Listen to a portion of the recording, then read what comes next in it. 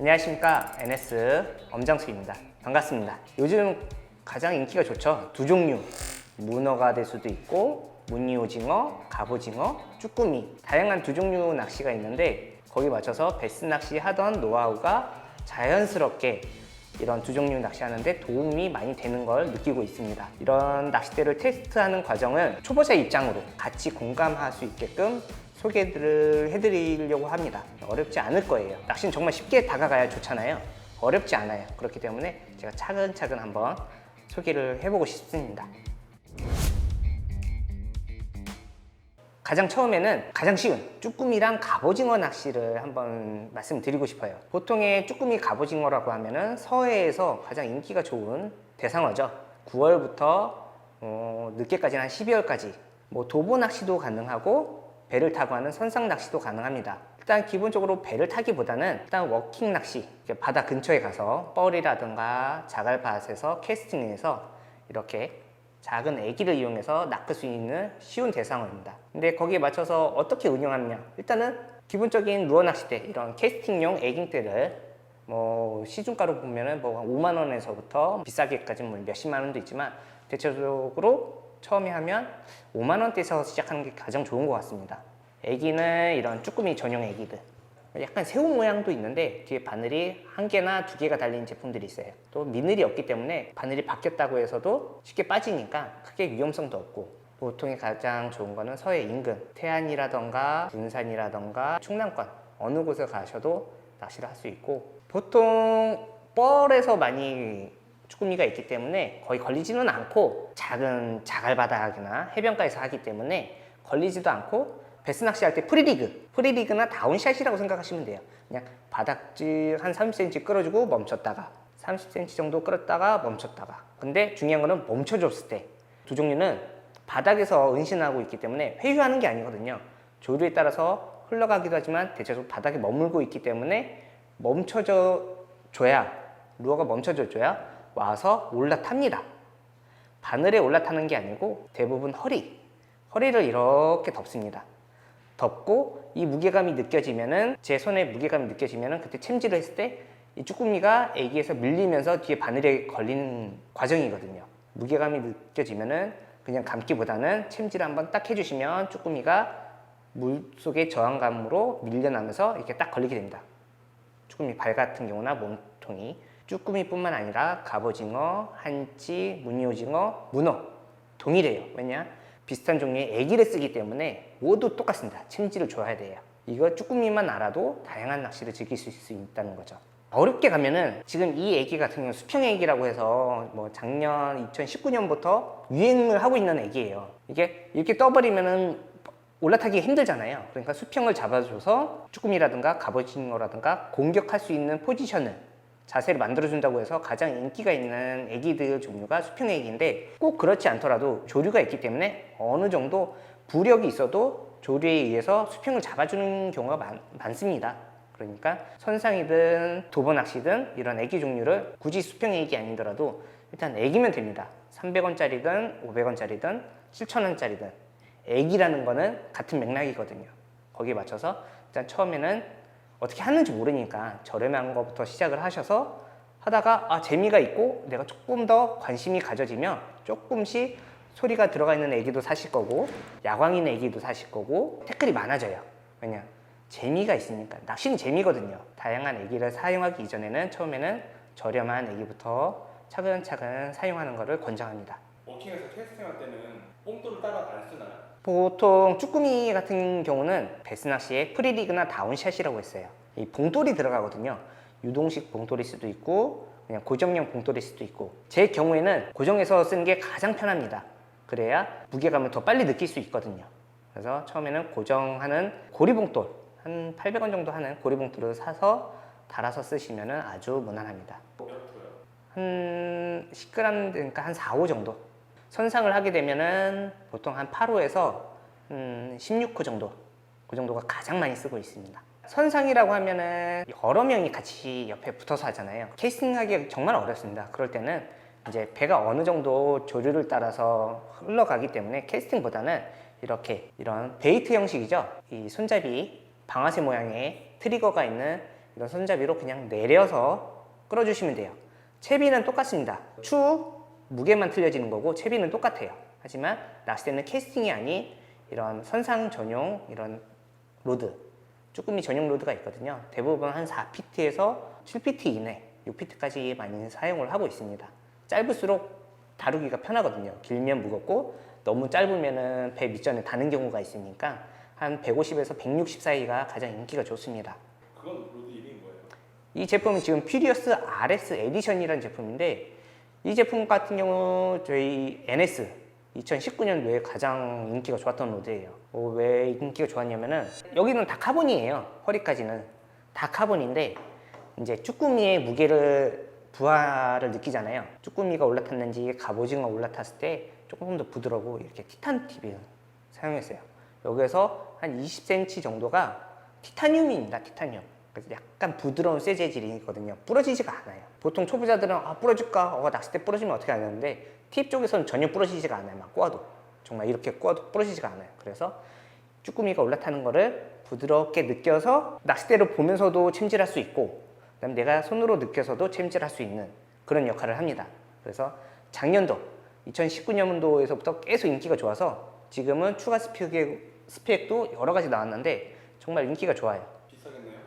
보통 가격은 25만 원대 형성이 돼 있는데 일단은 지금 원앤하프 스타일로 이거 분리를 해야 되는데 너무 세게 껴놨나 보다. 여기에서 분리가 돼요. 손잡이에서. 그래서 편하게 한 1m? 1m 정도에서 보관이 쉽기 때문에 누구나 다 갖고 다니는 그런 정도입니다. 인기가 좋고 지금도 인기가 좋아요. 근데 저도 이 낚싯대로 뭐 쭈꾸미도 하고 갑오징어도 하고 이번에는 뭐 한치 낚시도 한번 해봤습니다. 꼭 쭈꾸미 낚싯대라고 해서 쭈꾸미만 할 수 있는 건 아니거든요. 무늬오징어도 해보고 문어도 해보고 저 같은 경우 다 써봐요. 문어까지도 가능한 거예요? 예, 가능합니다. 얇아 보이지만 굉장히 튼튼합니다. 허리가. 근데 이제 걸림이 없고 하면 저 같은 경우는 무거운 이렇게 요거는 이제 정말 문어대거든요.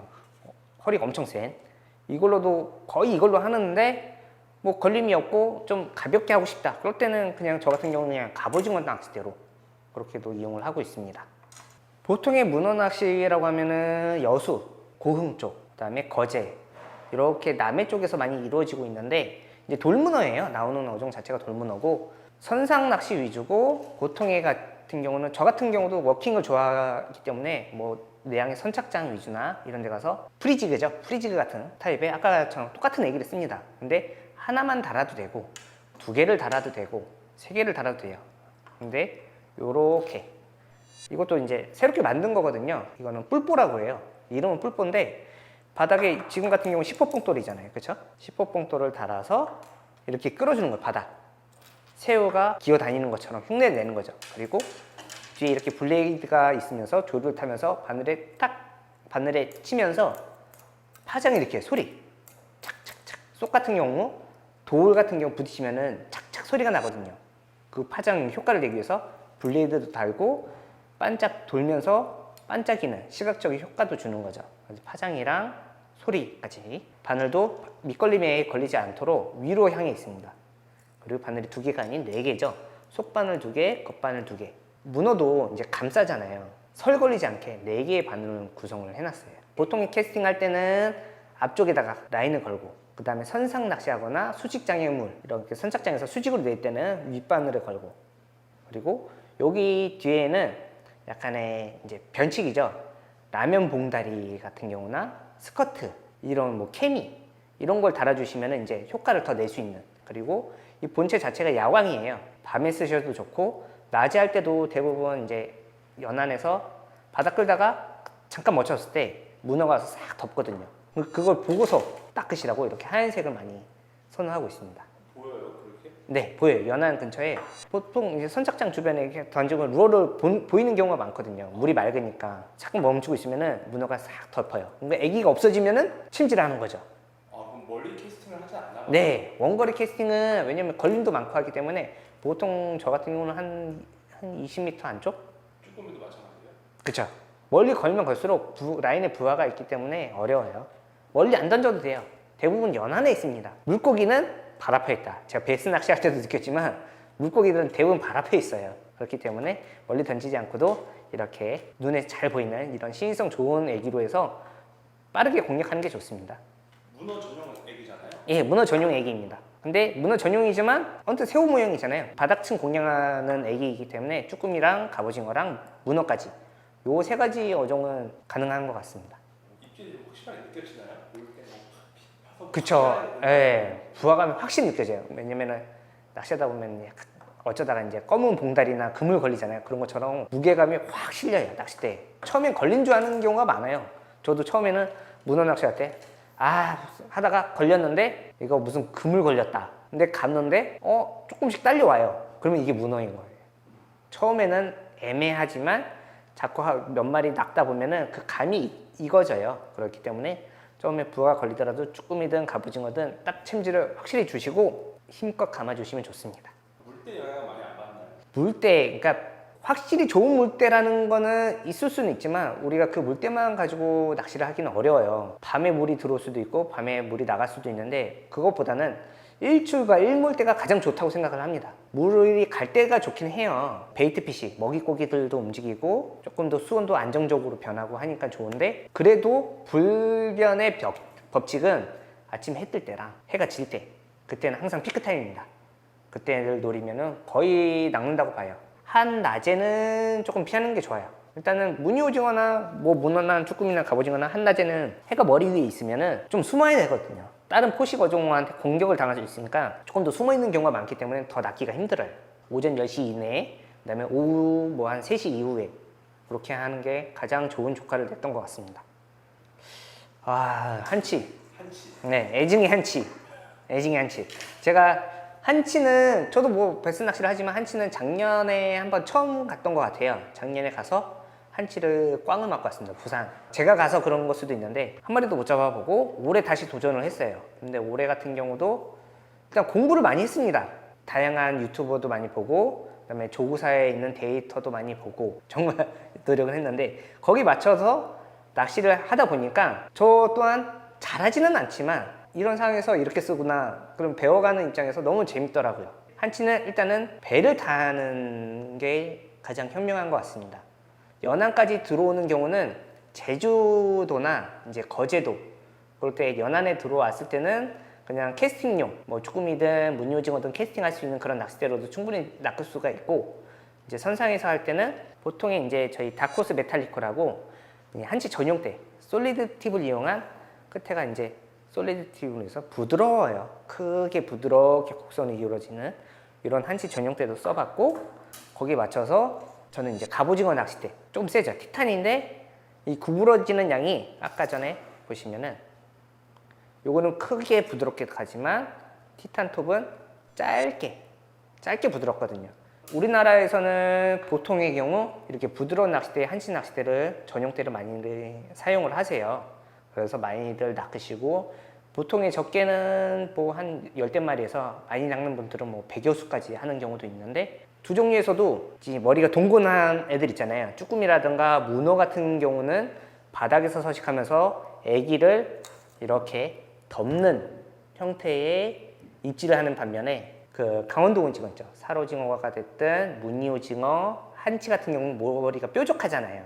그리고 회유하는 어종의 두 종류이기 때문에 그런 애들은 촉수질을 해요. 두 개의 먹이 사냥에 쓰는 촉수가 있어요. 그래서 촉수를 끌어당기는 촉수에서 당길 때의 바이트를 보통의 이카펀치라고 합니다. 저도 그렇게 배웠고 이카펀치를 해서 가져가면은 그때 침질을 하거든요. 빠르게 가져갈 때는 톡 하고 입질을 물고기처럼 톡 하고 입질이 옵니다. 그리고 톡 하고 쭉 당기는 오징어 촉수에 부하감이 걸리면서 내 거를 입질을 했구나. 그때 이제 침질을 하는데 이때 아까 부드러운 낚싯대는 이카펀치라고 하죠. 촉수를 가져갔을 때 쭉 빨려 들어가요. 그렇죠? 그때 침질하는 경우가 많아요. 이게 조금 센 낚싯대, 티탄톡 같은 경우는 이카펀치를 톡 느껴요. 조금 더 세기 때문에 낚싯대가 부드러운 거는 쭉 빨려 들어가는데 좀 센 거는 톡 하고 이카펀치를 땅 쳤을 때 느껴지면서 조금 더 빠르게 침질을 해요. 사람의 성향에 따라 틀린데 저 같은 경우는 빨리빨리 하기 때문에 이런 빠른 낚싯대, 센 낚싯대를 해서 이런 갑오징어 낚싯대로도 한치를 낚을 수 있었다는 거 너무 새로운 경험이었고 안 되는 건 없어요. 근데 효율적으로 하시는 분들은 일단은 한치 전용대를 쓰시는 경우가 많고 새롭게 도전하시는 분들은 저처럼 한번 이런 갑오징어 낚싯대에 티탄 톱으로도 한번 해보시면 좋을 것 같다는 생각을 하고 있습니다. 일단 지금 들고 있는 게 갑오징어 전용이죠? 네, 요건 갑오징어랑 그쵸, 이렇게 커트피쉬가 나왔죠. 저희 NS에서는 갑오징어 전용대로 나왔지만 이것도 추 부하나 이런 거는 뭐 비슷해요. 한치랑 비슷하게 사용할 수 있으니까. 근데 조금 더 보면은 거의 비슷하죠. 그립 위치가 시트랑 거의 비슷해요. 선상 낚시 같은 경우는 파지하는 건 대부분 비슷합니다. 하지만 앞으로 가면은 이제 티탄 톱이냐에 따라서 길이 차이가 무려 한 40cm 이상 차이 납니다. 거기에 따라서 다양한 낚싯대를 써보고 안 되는 건 아니에요. 누가 한치 낚시하는데 문어대를 갖고 왔어요. 안 되는 건 아니에요. 할 수 있습니다. 하지만 그 사람 스타일인데 되도록이면은 전용대를 쓰면 기본은 하거든요.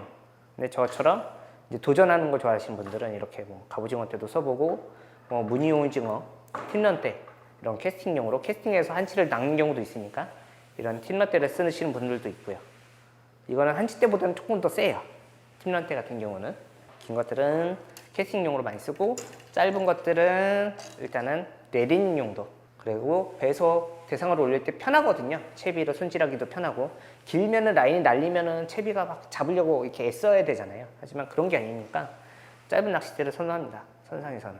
일단 무늬 오징어까지 다 되겠네요. 네, 무늬 오징어 팀런도 다 가능하죠. 전용은 아닌 거죠? 그렇죠. 근데 지금 무늬 오징어 팀런도 짧게 가는 추세예요. 선상이다 보니까 배가 움직이는데 굳이 멀리 캐스팅할 필요가 없거든요. 그렇기 때문에 보통 5피트에서 6피트, 7피트 이내에서 짧은 길이의 에깅대를 선호를 많이 합니다. 저 같은 경우는 갑오징어 낚싯대를 추천하고 싶습니다. 갑오징어 낚싯대. 짧으면서도 티탄톱이나 솔리드 팁을 이용한 갑오징어 낚싯대는 어느 정도는 다 커버가 가능하거든요. 너무 부드럽지도 않고 너무 부드러워버리면은 문어라든가 이런 좀 큰 대상어들한테는 벅차요. 하지만 이 팁이 조금 강한 갑오징어 낚싯대 같은 경우는 문어가 잡혀봤자 지금 막 3kg, 5kg 이런 게 아니잖아요. 돌문어란 말이에요. 진짜 키로도 안 되는 요만한 것들이기 때문에 그냥 갑오징어 큰 거랑 비슷하다고 보시면 돼요. 그렇기 때문에 갑오징어대로 제가 한치도 써봤고 쭈꾸미도 써봤고 갑오징어도 써봤고 했기 때문에 이걸 추천을 많이 드릴 것 같아요. 갑오징어 낚싯대 하나면은 어느 정도는 선상에서 두 종류 낚시가 모두 가능하다고 봅니다. 무늬 오징어까지. 보통의 릴 같은 경우는 베이트 릴이면 모두 가능하고요. 뭐 드랙 소리가 안 나도 상관없습니다. 중요한 거는 합사예요. 합사를 너무 약하게 쓰는 0.6호 이런 건 어렵고 기본적인 건 1호입니다. 1호를 쓰시면 한치, 갑오징어, 쭈꾸미, 무늬 오징어 모두 가능할 것 같아요. 그리고 너무 두꺼워버리면은 무늬 오징어나 한치 같은 경우는 흘림 낚시잖아요. 흘러가기 때문에 너무 채비가 날리면 걸림도 심하고 다른 분들이랑도 걸리니까 기본적으로 1호를 쓰는 게 가장 좋습니다. 제가 서해도 가보고 남해도 가보고 제주도도 가거든요. 이렇게 다양한 해역에서 느껴본 바로는 1호가 가장 적당합니다. 그리고 앞에 이제 직결을 하셔도 되는데 직결보다는 조금 더 오래 쓰시려면은 이제 앞에 목줄을 쓰거든요. 쇼크리더라고 하죠. 목줄을 쓰는데 목줄 같은 경우도 그러니까 한 발 정도. 보통 자기의 양쪽 손끝에서 양쪽 손끝을 1m 50에서 60 정도로 보시고 이걸 한 발이라고 하거든요. 한 발 정도만 주시면 가장 좋고 쇼크리더 같은 경우는 3호에서 4호가 가장 적당합니다. 한치도 4호를 많이 쓰시고 무늬 오징어 같은 경우도 한 3호, 12파운드죠. 3호 정도를 많이 쓰고 이런 갑오징어 쭈꾸미 같은 경우도 한 3호에서 4호로 가장 선호합니다. 그러고 보니까 가장 무난하네요. 한 채비로도. 네. 쇼크리더 하면 일단 뭐 카본으로 거의 하시나요? 그렇죠. 카본이 가장 좋습니다. 좀 어느 정도 눌러주는 비중이 있기 때문에 조금 눌러줘서 쓰는 게 가장 좋고 쇼크리더용은 원래는 쇼크리더 전용이 있습니다. 뭐 50m, 30m 이렇게 나오는 전용 쇼크리더가 있는데 좀 더 비싸요. 우리가 원줄로 쓰는 100m, 150m 나오는 그 줄과는 조금 틀려요. 뭐 인장 강도라든가 뭐 코일링이라든가 그런 게 좀 틀린데 저 같은 경우는 저도 이제 가난한 직장인입니다. 그렇기 때문에 저 같은 경우 100m짜리 있잖아요. 100m짜리 이런 걸 많이 사용을 합니다. 오래 쓸 수 있는 카본 이제 베스줄 있잖아요. 베스줄 150m에 한 뭐 15,000원 정도? 그런 걸로 쓰는 게 가장 좋았던 것 같아요. 지금도 그렇게 쓰고 있고. 그럼 베스 라인 감은 다음에 남은 거좀 그쵸. 한 20, 30m 남아있으면 그걸로도 거의 한 반 시즌, 한 6개월 정도는 쓰는 것 같아요. 가성비 좋은 낚시를 해야지 막 전용 따지고 하면은 정말 힘들어져요. 그렇다고 고기를 잘 낚을 수도 있지만 그 차이는 이제 낚시 하시는 분들의 패턴을 잡고 못 잡고의 차이지 장비 탓은 아니거든요.